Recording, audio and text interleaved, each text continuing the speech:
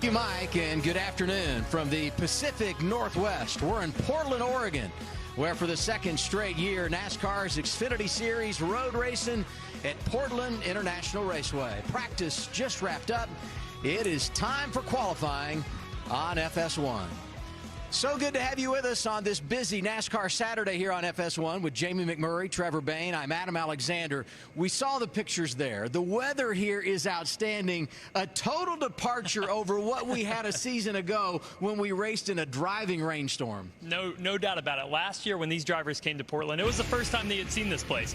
This year it feels like they're there for the first time all over again. The track's totally different in the dry. This was a mess last year, Jamie. We got to hang out and call this race, and we had our hands full. Yeah, lots of rain last year, lots of action on the track all day long. It was a mess. It opened the door for an upset, but we didn't get one because the old road ringer, A.J. Allmendinger, who had a host of problems, somehow, some way, came back and got the win. He's won 6 of the last 8 races when you talk about road courses in the Xfinity Series, but he's not racing the day today. So who does that open the door for? Yeah, I like a couple of guys. The first one would be the one that has the most momentum, Justin Allgaier. Won at Charlotte on a fuel mileage last week, but had a really fast car. Looked really good in practice. The other one, though, is probably not on anyone's radar, and it's Sammy Smith. He has been really good on road courses. Finished 3rd last year at Watkins Glen. He was good in practice. I think he is someone that we're going to have to keep our eye on today. You know, Sammy Smith, last year at Watkins Glen, in his 4th career start, finished 3rd behind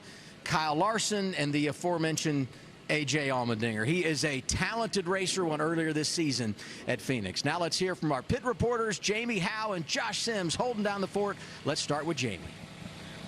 Hey, Adam, you know, just a few moments ago, practice wrapped up, and these drivers were able to get a taste of the racetrack in dry conditions. Parker Kligerman, he led that session. It's his first time being here in Xfinity, but he came here in 2006 when he was still getting his teeth wet in open wheel racing, took all of that experience, translated into a really solid lap time. He said to his crew chief, Patrick Donahue, though, he's after some changes, I don't think that the car got a lot faster. He said, I remembered how to drive this place. He is ready for qualifying. Josh? Well, you know, when we get these road course races, it means we get road course ringers in the field. And I'm keeping my eye on the 10 car with Jordan Taylor. And this is a guy that's won on so many different road courses in so many different series. 4-time IMSA champion, done a lot. But when it comes to NASCAR, this is brand new to him. He has 1 Cup start earlier this year at COTA. This is his first time in an Xfinity car. The one thing he said he can lean on is that experience in a Cup car, learning the field. He learns just how aggressive these NASCAR drivers are and how important track position is. He says he's going to have to be aggressive early, and it starts with qualifying. He said he needs that track position because he doesn't want to get caught up in the pack and have what happened to him at COTA happen here today, Adam. You know, Josh, there's been a theme this year. 12 races, 3 first-time winners. Perhaps Jordan Taylor adds his name to the list. Cars on track when we return to Portland.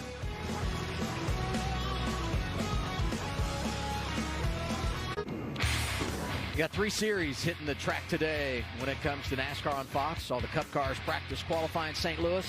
Craftsman Truck Series coming up right now, qualifying for NASCAR's Xfinity Series in Portland. Here's the format when we go road racing and we qualify. First, let's look at practice from earlier today. And Parker Kligerman leads the way. We've said this is an opportunity race.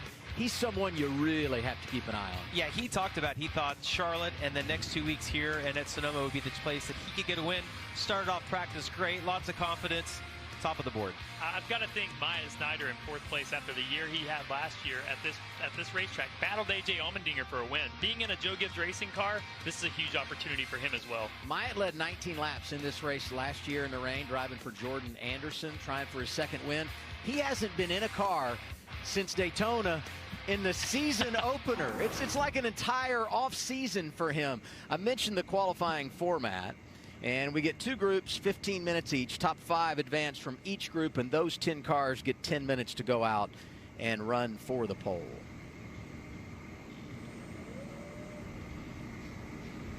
We were watching some of the pictures coming in from practice before we came on the air with qualifying.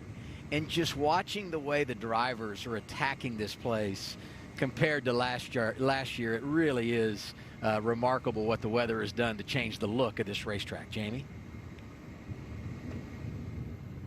You're just talking about Myatt Snider and all of the time that he's had outside of the car, getting ready for this weekend.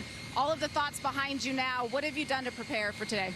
Yeah, you know, just a lot of film watching, a lot of sim time. Just, you know, I've had a lot of time to prepare for this, obviously about 3 months. So, yeah, but honestly, the preparation trophy goes to these guys, because honestly, this car was very automatic. Like, it was very easy to go fast in this thing. So we're going to make a few tiny adjustments to make it a little bit better, but our Treetop GR Supra is as fast as Xfinity 10G, so I feel really, really good about this weekend. All right, see how it goes. Josh? Here with Chandler Smith, he's in qualifying Group B. So what did you learn out there during practice and in general? How do you feel about your road course program overall? Yeah, just sneaking up on the track. I've never been here before. Just trying to get acclimated to Xfinity cars on road courses in general. I'm used to a truck, completely different vehicle, completely different packages and stuff and whatnot that we ran there compared to what we run here and stuff. So just trying to get acclimated to everything, trying to keep all 4 wheels on the track, and give my team the best shot to keep this car clean to actually be in contention later today. Thanks, Chandler. Good luck. Guys? Maya Snyder talked about it there, having time to prepare for this race. A lot of our drivers were still at Charlotte on Monday. Right. He's been working on this for 3 months and focused on this track alone. Sometimes that's a big advantage, even though you're not turning laps in a car.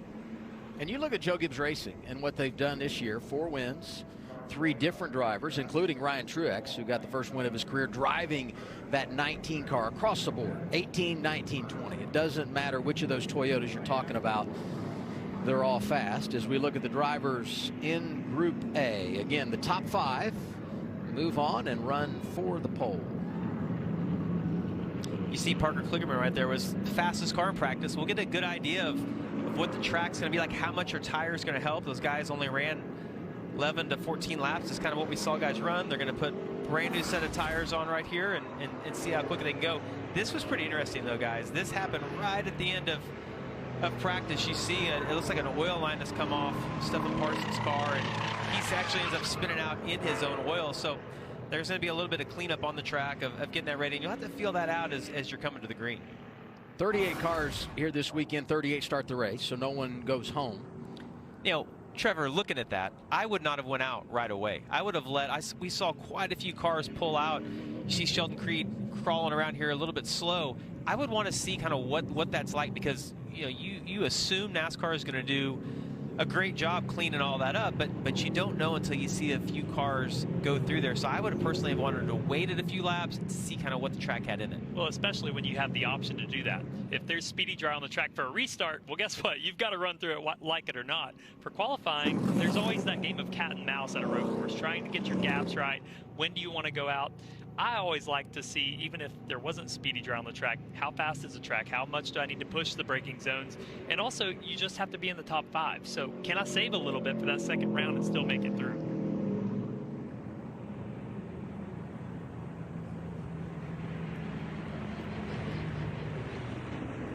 Well, we're showing the caution flag here, and so not sure. Well, originally the time was running, and now we've lost the clock and we're waving a caution. So we'll see what everybody elects to do as they come back off the turns 10, 11, and 12. Do they come back down the pit lane? And they are.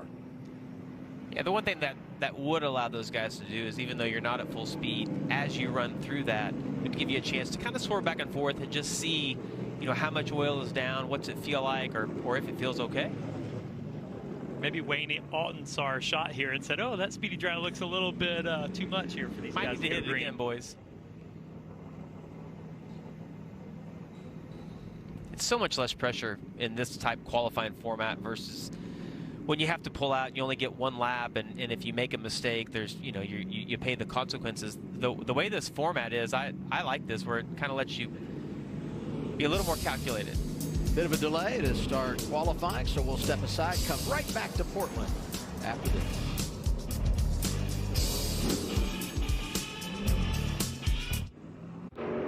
I am happy to report we are green at Portland, and just as I say that, the car gets away from Parker Retzlaff.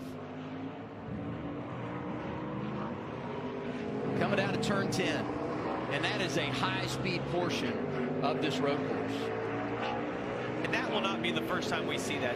You know, we talked about this race was running the rain last year. These guys only got 20 minutes of practice in the dry today. You see Parker got in there just a little bit hot, got him out of the groove. You know, could have blamed a little bit maybe on the oil on the track. We don't know that he didn't push it right to the limit. And Sammy Smith. When you have two around in the same exact spot where the speedy dry is, I would kind of think that might be a contributing factor there. I'm with you, Trevor. I would say the track's probably a little slicker than those guys are anticipating. You know, the other thing I thought about is you see that line across the racetrack right here. That is the start-finish line for qualifying. That's where the times are going to be judged. And I'm like, maybe the guys are just pushing that corner and they don't care if they spin out trying to get a little bit better lap time. And you saw the 18 drop his right side into the dirt, getting into the corner just like you talked about, trying to make it there quickly. That's the goal, make it there quickly, right, Adam? There you go. That's it. And there you see that alternate start-finish line that Jamie was talking about. Yeah, great job with that telestrator right there, Adam. That was a good line. That was not me on the telestrator. I take no credit. Jeremy Clements won road course race 6 years ago. One of his 2 career victories. A little bit of right front lockup. I love being able to hear the engine right there. You can hear the downshift, you can hear the wheel hop as you're getting back to the throttle. We missed that last year because of the rain. We didn't get any of that. And this is a really fast section of the racetrack. It's considered a turn, but it's basically just a long curve. And this is heading in to that last little complex of corners where we've seen so many guys go off. And I'm going to say that's still slick, guys. Like, just seeing how many guys are going through there with the car getting out from underneath it. Jeremy Clements to the top with 9 minutes to go in qualifying. Again, this is Group A. Top 5 move on to the second round. 10 total vehicles run for the pole. Group A and Group B each getting 15 minutes. Jeremy Clements is one of only 2 drivers in this whole field that have a win on a road course in Xfinity. Pretty incredible to think about. We have 38 drivers here, only 2 the victory lane. And the interesting part about his lap right there is he kind of got like the Baker lap in, right? He ran a 1/16 lap right there. That's about a ½ second slower, though, than he just ran in practice. So we know there's a little bit more lap time left out on the track.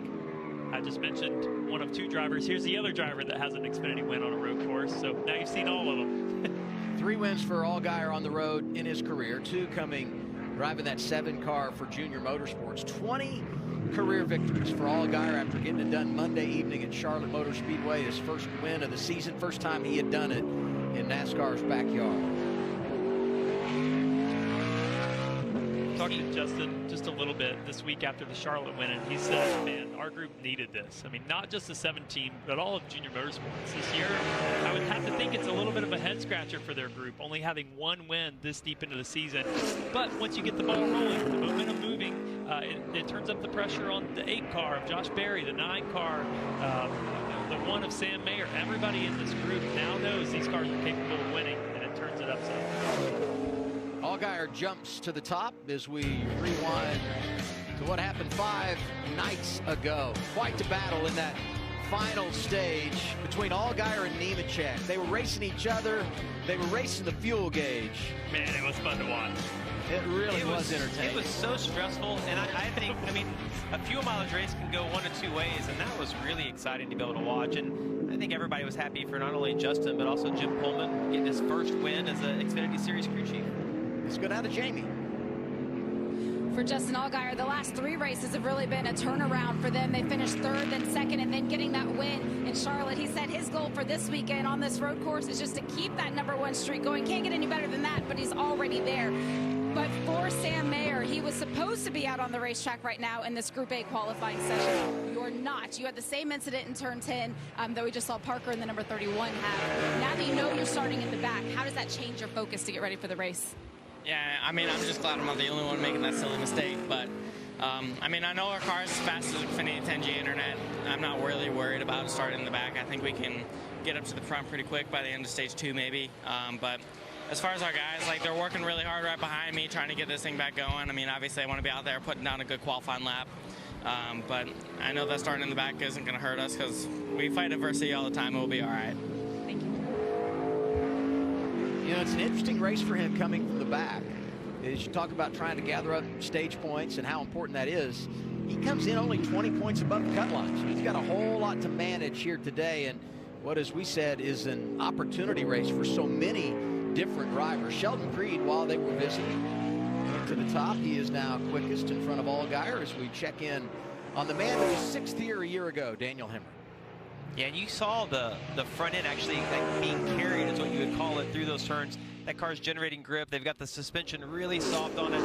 This is one of those tracks that you work so hard trying to get the forward drive to be able to accelerate off the corners, you know, better than the next car. And you see, oh, he got just a little bit wide there. He made it past the line, though. Yeah, right? And honestly, overall, it's a really good lap. I was shocked that we saw Justin Allgaier run 2 laps. We see Sheldon Creed, Daniel Hemrick, Jordan Taylor. They only run 1 lap right there, trying to save those tires. I think they've run a good enough lap that they're going to make it into this next round. You know, between 11 and 12, got to imagine you're braking a little bit to make it through 12. So that might be a good strategy. Just send it a little bit off of 12, get past that start-finish line without braking. Yeah, 100%. I think we will see somebody do that. This was the fastest guy in practice. We'll see what he's able to put together right here. It looks like it's still a little bit slick right there where the oil has been laid down. See, he gets a really good drive off, and you want to get off that corner well because it leads down this long straightaway, and there's so much lap time to be made up. Obviously, our tracker is just a little bit off today, or he's really bad. Got a really good lap going. He's going to lap the field later today in the race. Before this lap's over, he's already won. 6th on lap 1 for Parker Kligerman. Got that yellow line in, showing who right now is in a position to advance to the 2nd round out of Group A, as we've gone inside of 5 minutes to go in this session. Yeah, and he's hoping right now that he does not catch the car in front of him. He's tried to, you know, get in a place on the racetrack that he's got a gap, and he's got this, you know, great lap going. And look at that again. Look at how much it's carrying the front end right there on the exit of that corner. To me, for qualifying, that's not the preferred setup you want, but later in a race, that is what you're going to want, trying to get the power down to the back. Look at that car carry. Just soft rear springs, small sway bar, if not, you know, no rear sway bar on the car.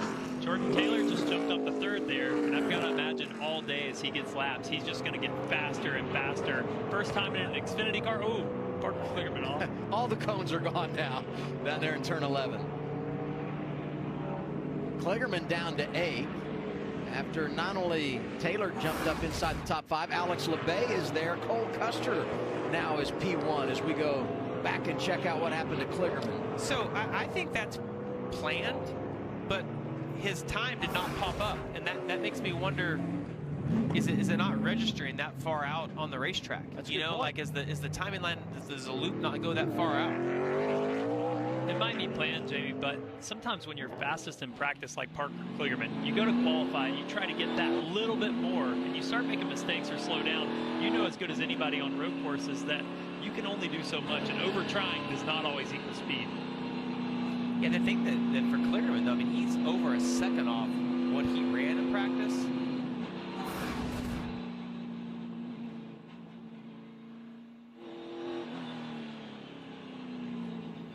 This is Cole Custer, who missed turn 1. This is down in the chicane, and so I would assume, I mean, was this on his 2nd lap? Did that first lap was good, or is that lap going to be disallowed? I'm not sure what the situation is going to be for him here, because right now he is being shown as leading Group A round 1 qualifying. Yeah, you almost wonder if maybe they didn't call him off. You know, he runs this great lap and he goes on the front stretch and they call him off. I'm not sure why you would just go straight through the chicane unless he's trying, maybe there's someone behind him and he was just trying to stay out of their way. Yep.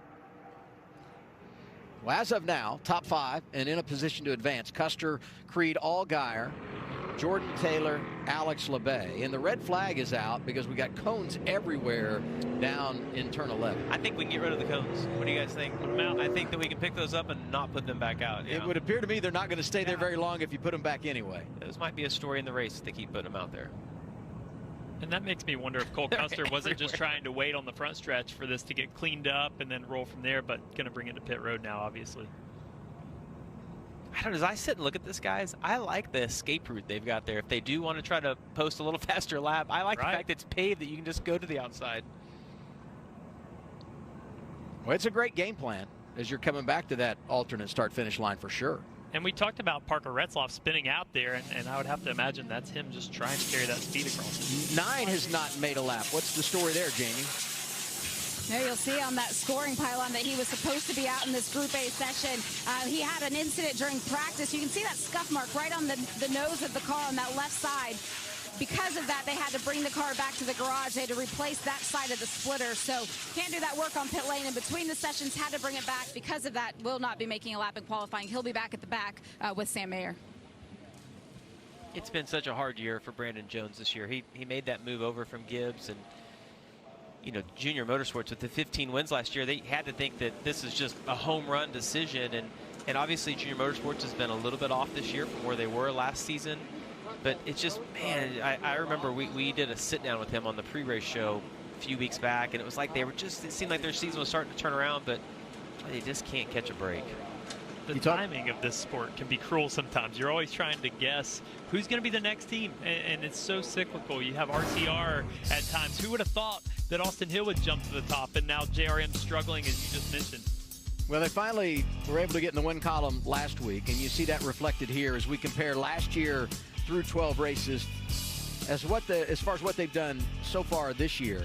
And really, you know, if you looked at this a month ago, even though they hadn't won, the numbers weren't all that different. And then it was the month of May last year where they really started piling up wins that made 2022 versus 2023 look so much worse than what we've seen. But as you look at it here, they're starting to put the pieces together, and that win last week was big, I think, for the confidence of the entire organization. That was huge, and my wife and I joke around. I raced against those cars last year and finished second to them a few times. My timing wasn't great on that one. It's like, man, why couldn't I race against them this year where they're a little bit off? But as you mentioned, Adam, talking with Justin Allgaier, that win, I think, means as much as any win that he's ever had because of that shift in momentum and the need to start building on that. This is a time of year you've got to be getting ready for those playoffs and know what you've got to have going into those last races. You know, as we sit there and look at Sam Mayer, if I'm in his seat right now, I'm glad we're racing today because I don't want to go home and think about this all night long. I want the race to start and I want to get going. I don't think starting in the back is the end of his race, but I wouldn't want to hold on to think about it. He crashed early in this race last year, and I remember the interview. He just said, I want to go home. I'm just ready to go home. And so, as you said, problems early today, but the good news is he does get a chance to race. So the cones are back, and they elected to replace them.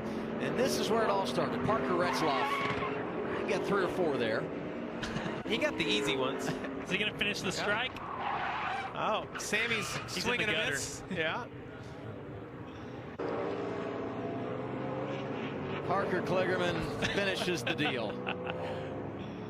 They're going to start a bowling team after this weekend. Who knew that would be the highlight of qualifying? They look abused. These cones are tired. We did get confirmation that the Cole Custer lap is good. So everything that we saw happening in the chicane was after he had completed his official qualifying lap. So he appears to be in a really good spot as far as advancing here. Creed, Allgaier, Taylor, and LeBay, the other drivers inside the top 5.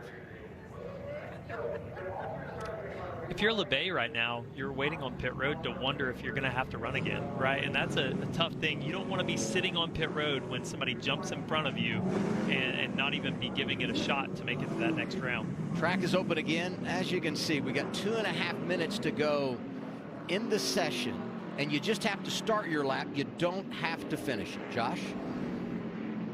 Down here with Jordan Taylor, 4th on the board in the first qualifying session. So what did you learn out there so far?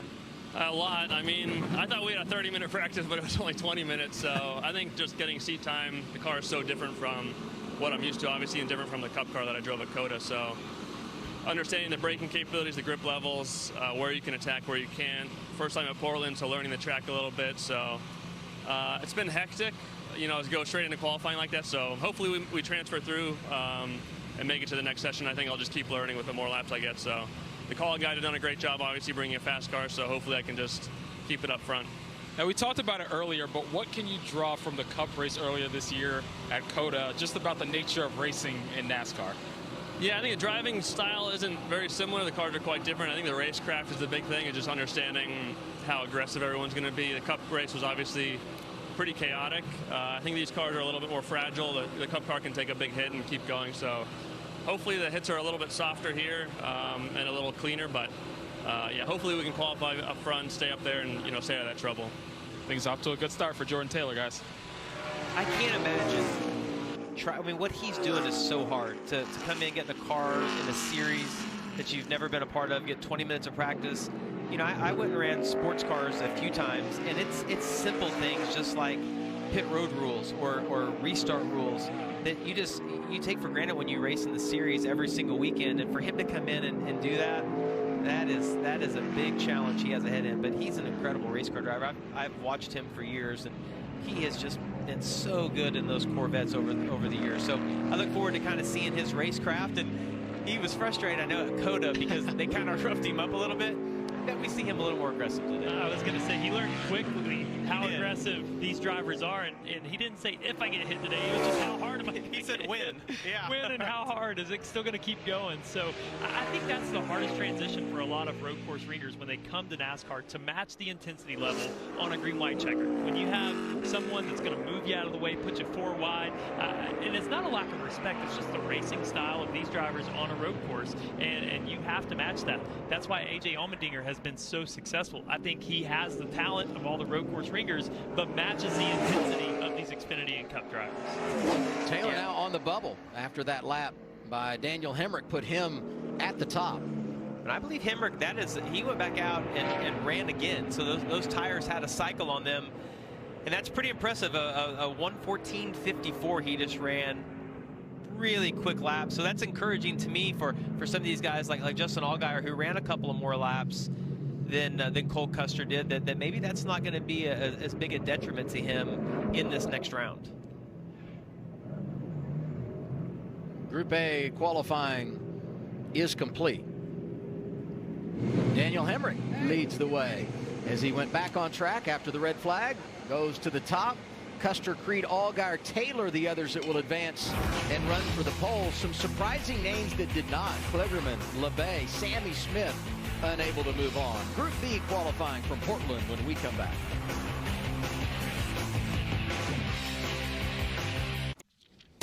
Tonight, baseball night in America on Fox, and it doesn't get much bigger than this. Aaron Judge and the Yankees get Mookie Betts of the Dodgers, or you might get the Guardians and the Twins.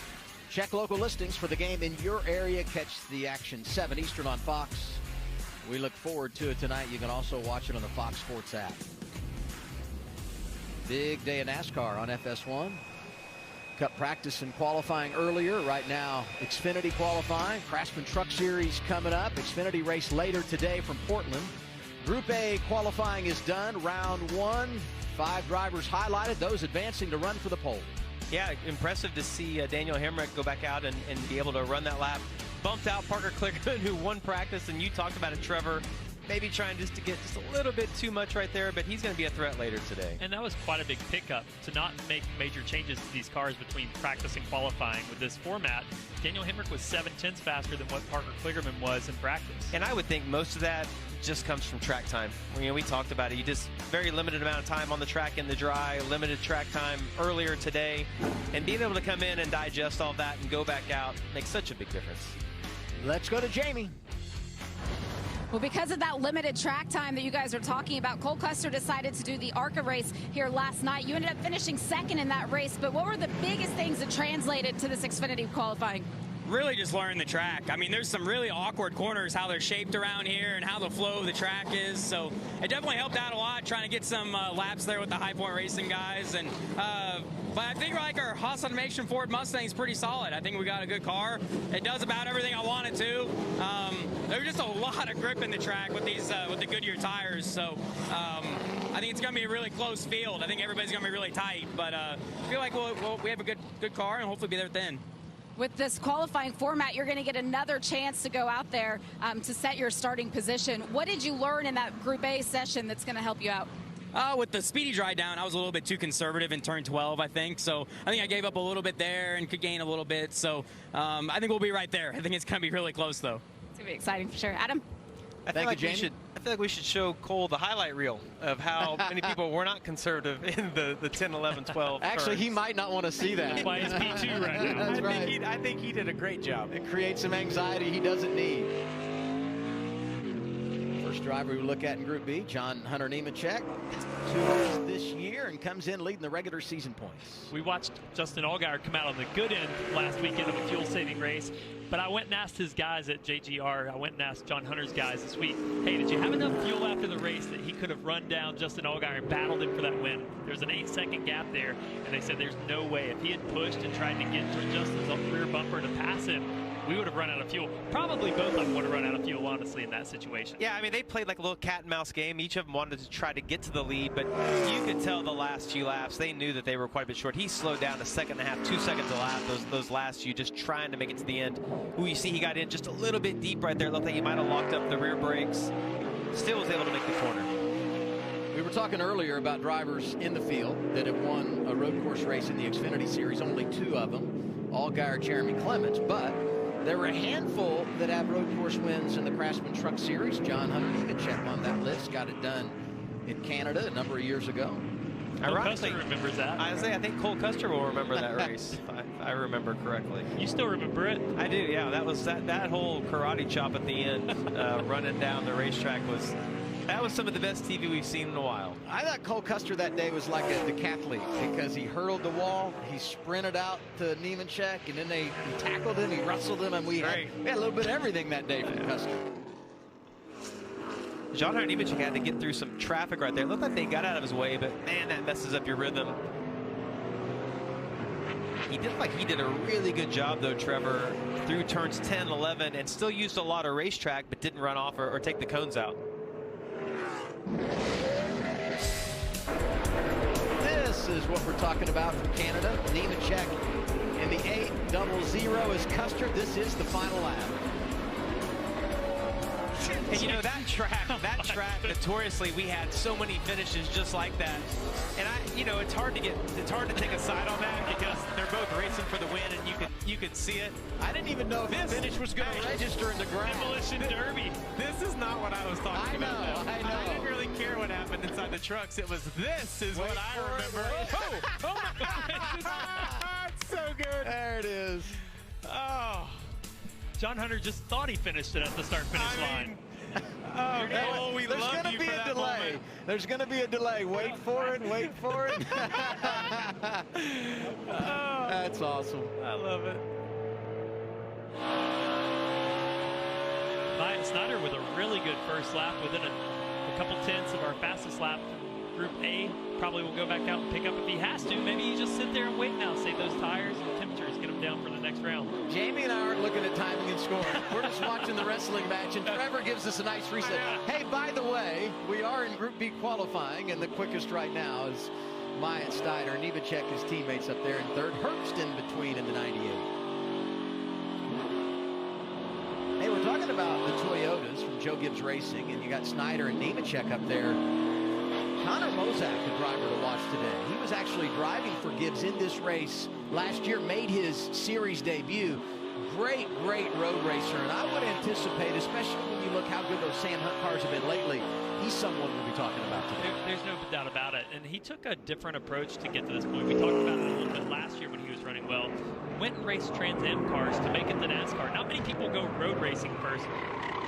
Send it up there to P2. Man, how many drivers are going to just blow turn 12 when we get to the race and forget they got to finish the lap to the start-finish line? And you could hear the rear tires like skidding, chirping all the way from like turn 11 all the way through turn 12. But that's what you got to do if you want to set a good lap here. This place was entertaining in the wet, but the dry makes it a whole lot more fun. Get after it.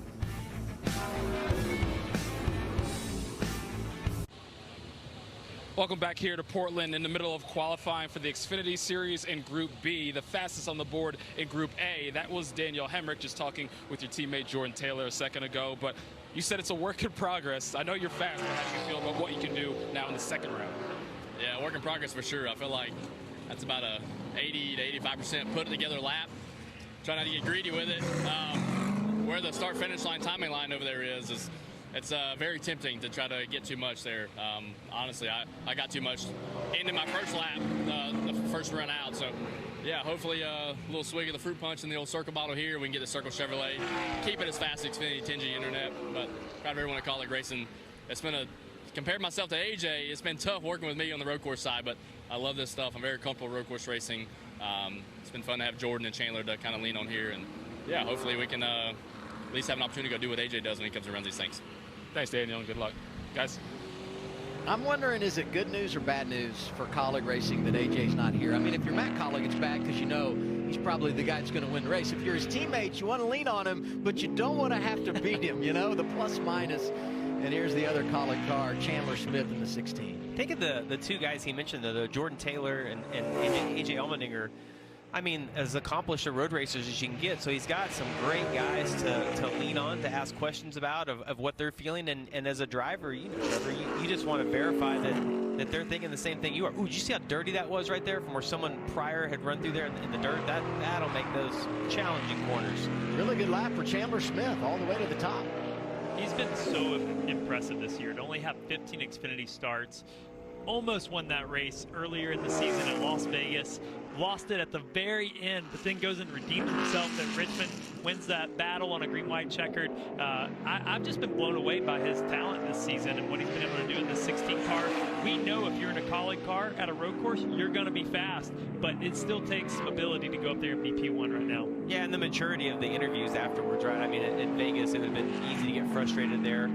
But then he had one of the best post-race interviews at Richmond that I can remember with I believe he thanked his smoking hot wife, Adam. That's exactly how that came out. As you always did. Always, Christy. As I'm watching here, though, I'm surprised that he ran hard through turns 1 through 4, and it looks like he's still going. Got the fastest lap time. You just would assume it's safe to make it through. I would want to save those tires and not wear those out for the extra lap. By the way, he's fastest. We don't go out to the 1,000th of a second on our pylon. By 1,000th of a second, he is quicker than Myatt Snider. It is, in fact, tight top 3 at the wow. top. Yeah. More qualifying when we come back. 4 minutes to go for Group B. Less than a minute to go. Group B qualifying. Opening round for the Xfinity Series here at Portland. And we've got some drama. Myatt Snider on the bubble. We're riding with Riley Herbst, who right now is tracking the jump above the cut line and putting Snider on the outside looking in. When we went to commercial, we saw Chandler Smith jump up at an 85 to the top of the board, and we wondered why would he run a second lap. Now we know he'd be on the bubble right now in this moment. If he hadn't run that 47, we'd put him at the top of the board. Yeah, it's a good decision to stay out there and do one extra lap right there. Nemechek was below the line when we went away at 6th. He goes back out, gets to 3rd. Josh Berry was not going to advance. He hits the track again, gets down to 114 second bracket, runs an 85. He appears to be in a position now to move on, and the flags are out. You just have to finish your lap, or start your lap. You don't have to finish it, but I'm guessing they're going to call off Myatt here. He went back out as a safety run, right? But he's in as of now. There are some drivers out there trying to finish, but it sounds like they're coming across the line now, so his spotters will call him off. Yeah, I saw that Riley Herbst stayed out to run an extra lap. He should be coming through here just any time. And Myatt's just waiting for the radio to be keyed to say, we're all good, bud. Come on in. That last lap for Herbst, a 15:059. So needs to pick up the pace a little more if he's going to jump up there. Here he is coming back down to that alternate start-finish line, and we'll see. Cone or no cone, what do you guys think? Oh, he's going for it. Definitely dirt.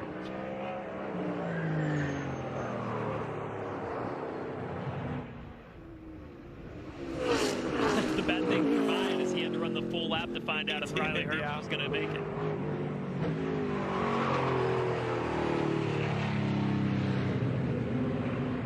Austin Hill, who was outside the top 5 in the early portion of the qualifying session, ends up 2nd behind Chandler Smith. John Hunter Nemechek was 3rd. Berry 4th, Snider 5th. Those are the 5 drivers that will move on and run for the pole. And you know that the biggest downside for Myatt Snider is that his tires are hot now. We're not going to have a lot of time before these guys get to go back out. And we were discussing under commercial that we thought maybe that first group had a little advantage because their tires, you know, would have more time to cool down. They'll obviously make more grip that way. Myatt was in a pretty good position, but by having to go back out, you know, the tires would just be really hot right here. I've got to think if you're Matt Kaulig and Chris Rice, you're thankful that you got these two drivers in. If A.J. Allmendinger can't be here, hey, you're still at the top of the board in both sessions. I was going to say that. No A.J. Allmendinger, no problem. All three Kaulig cars move on. A couple of cars from Joe Gibbs Racing, and both RCR cars moving on as well. Round 2 qualifying when we roll on from Portland.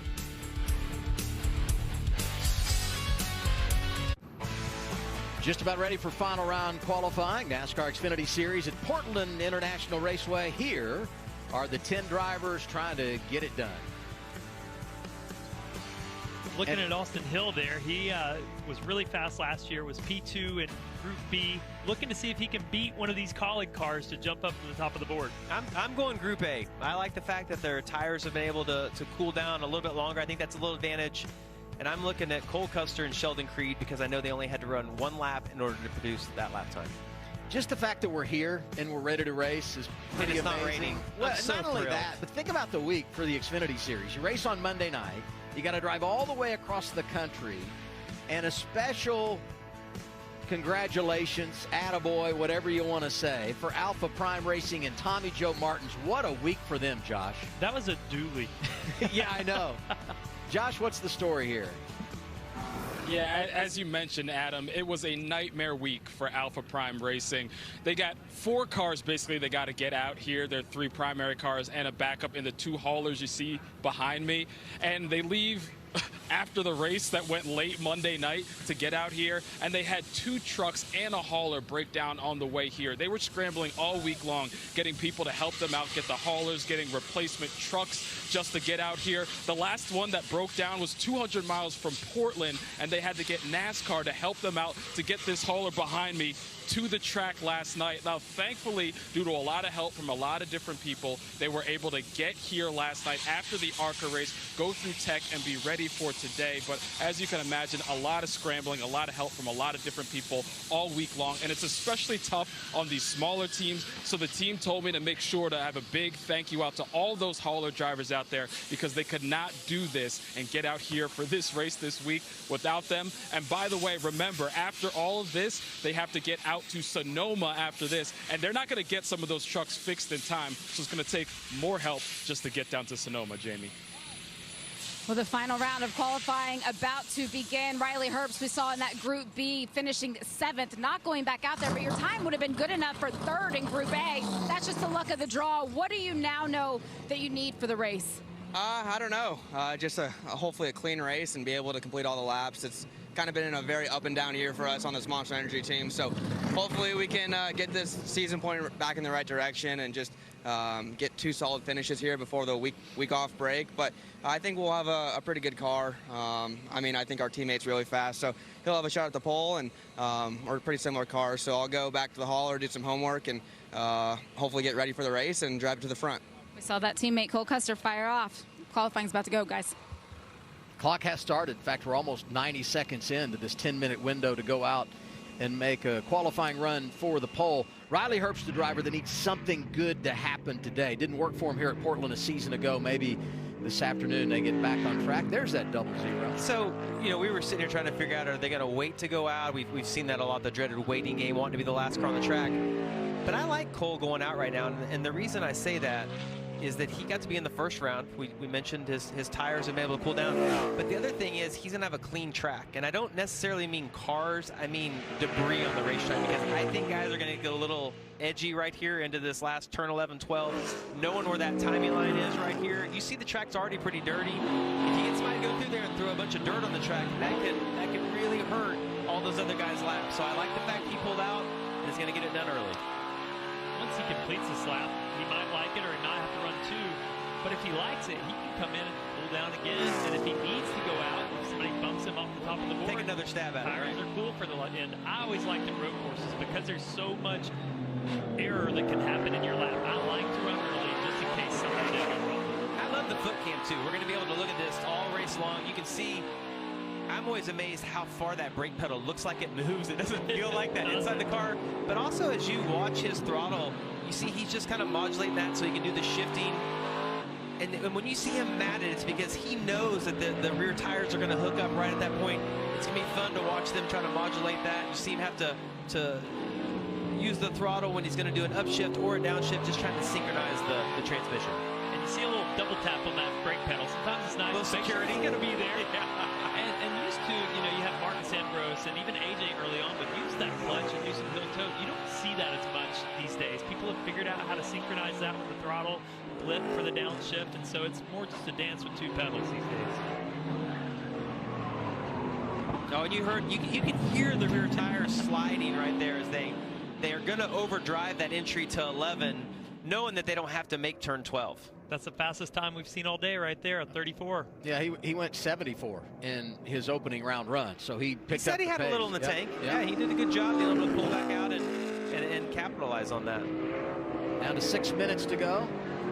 Austin Hill advancing from Group B, just over 15 there, 1:15. He's not going to be happy with that lap, I don't think. No, that's about 4/10 slower than he ran earlier in qualifying. And knowing that Cole Custer picked up, we know the track's probably got the grip in it, so I wouldn't be surprised to see him try to rerun right here, but it's going to be hard. Those tires are still going to be so hot. Austin Hill, 3 wins this year. Pretty good road racer, too. Got a Truck Series win a few years ago at Watkins Glen. As we pick up the man he's chasing in the overall points battle this season, John Hunter Nemechek, driving that 20 for Joe Gibbs.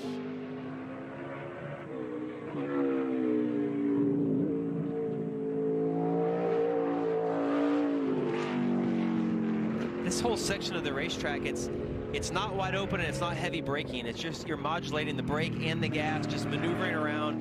And it seems like it's such a big risk versus reward of how much you're going to slide out. You don't want to slide over the edge of the racetrack. Right here as they're coming onto that backstretch, we mentioned how important that is because this is where a lot of time can be made up. Just because if you carry speed out of that corner, you get to have it all the way down the straightaway.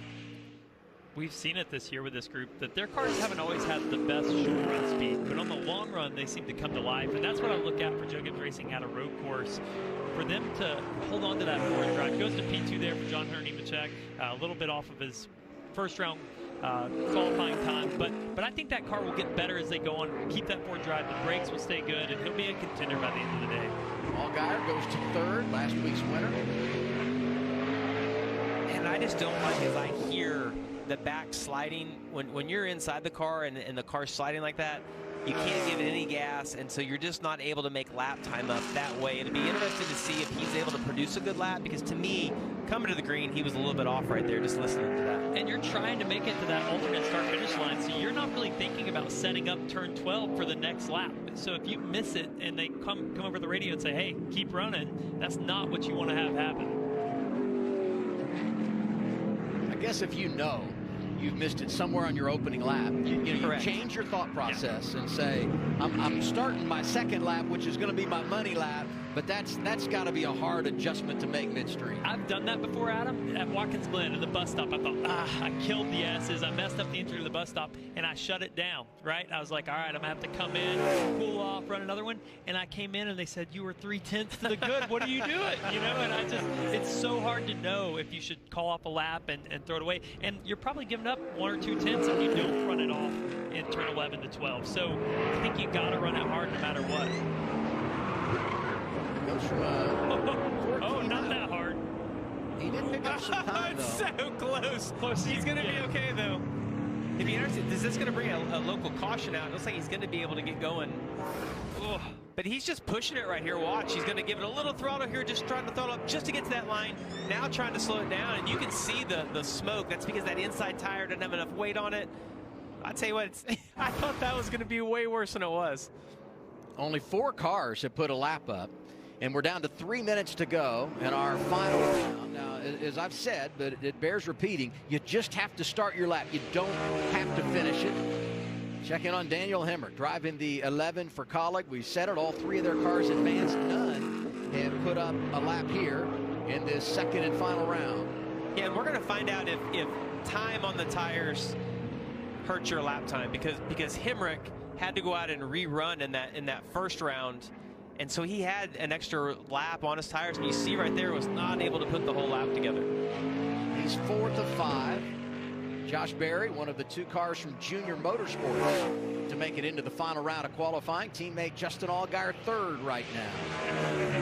I understand why all these cars waited, temperature in the tires, but as a driver qualifying, I already get enough nerves going. I hate being up against the clock of knowing you only get 1 lap. If you screw up anything, it just turns up that pressure a little bit too much.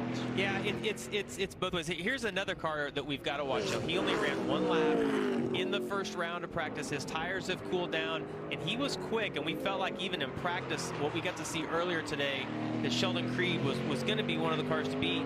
Now, did not run the lap time that he wanted to. He's going to opt to try to run a 2nd lap right here. Jordan Taylor is 8th of 8. See him on track going down into turn 4 as you look at the tracker up top left. Josh Berry stays on track. Myatt Snyder is out there. He just finished his qualifying lap. He's now 6th. Custer leading the way as we head toward 1 minute to go. Final round of qualifying. Watching Jordan Taylor's car go through there, raising up the front tires, I would say that's a big adjustment from a sports car background. Where the it's got to be so hard to get used to that for sure. Taylor ran a 15:34 on his first lap. Has him 9th right now. We'll see if he can pick it up here. There's that alternate start-finish line. And he does, all the way up to 4th. Yeah, he's got to be happy with that. The limited time he has in this kind of car. I might be changing my race pick here pretty soon. Josh Berry stays on track. He gets to 2nd. Ooh, hear that chatter in the rear wheels getting into the corner. Just trying to get a little bit too much right there. Sheldon Creed is now quickest on his 2nd lap of round number 2. The final round of qualifying, a 14:11. For the driver at RCR. And you got to wonder, did he mess up the first lap like we talked about? Because the one thing I noticed about his lap, whoa, hang on! Oh, he didn't make it to the line. I think bigger than not making it to the line is just celebrating the fact that he didn't hit something and damage the car. Chandler Smith, the only driver that we have not seen complete a lap in this final round of qualifying. That's been when Myatt Snyder started in turn 10. He was trying to get it all, swapped back and forth 2 or 3 times before he finally spun around. Chandler Smith, 7th.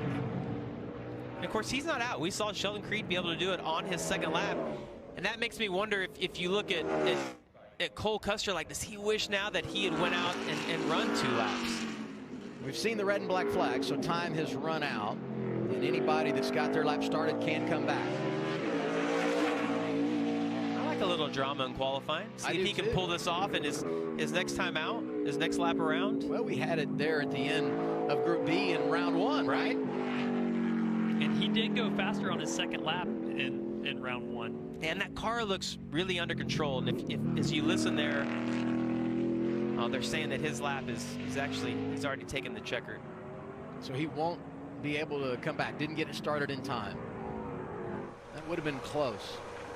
Sheldon Creed, how about it? Looking for his first career win. This is going to be his first career pole, making his 50th start in the Xfinity Series today. That's awesome. This could be the boost that Sheldon Creed needs. His teammates won 3 races this year. I know that he's had a little bit more of a struggle since moving from the Craftsman Truck Series over to Xfinity, but it only takes 1 race, 1 win to get all that momentum shifted around. Yeah, had top 10 at Austin and won a truck race on a road course at Daytona years ago. So he's a good little road racer. He's putting the time in. His emotions are always the same, though. You don't see too many highs or too many lows when you watch him. He had a lot of rookie moments last year. Came to this race 59 points below the cut line, almost already in a must-win. They're in a comfortable spot above the cut, entering today, looking for his first win, just like the driver who joins him on the front row, Cole Custer. Both drivers winless this season. A whole lot to go for this afternoon. I would not have guessed Cole Custer to be winless at this point. Honestly, was one of my picks for a championship favorite. I think he needs a good run just as bad as Sheldon Creed does today. Yeah, we got a couple of guys that did make the top 10 that we're going to have to keep our eye on. Parker Kligerman back in 14th, and Sammy Smith, who we talked about. You know, he's a rookie, but great road racer, going to start this race back in 16th. Justin Allgaier, who was able to get the win last week, up inside the top 5 as he looks to go back-to-back and get his 4th win in his career on a road course. Here's what's coming up later today. The Xfinity race from Portland happens at 4:30. Race day gets going at 4. It's time, though, to go back to St. Louis. NASCAR Craftsman Truck Series ready to race in the heartland. The Toyota 200 happens at 1:30. Right now, it's race day for the tailgaters. Watch and enjoy live on FS1.